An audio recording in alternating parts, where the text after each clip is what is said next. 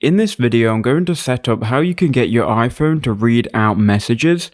This is going to be a quick and simple guide, and I'm going to basically cover all of your options.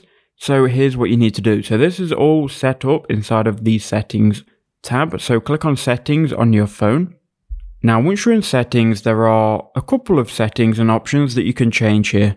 Now, the first one that I'm going to recommend is if you scroll all the way down and you keep going down until you find notifications. So you're looking for notifications here. Click on notifications.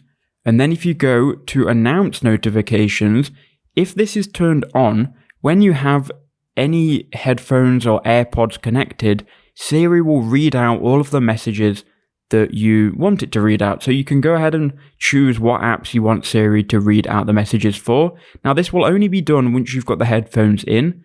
So that is an option if you really need this feature. Another option is if you go under the general settings and you go to accessibility, you can then go to spoken content.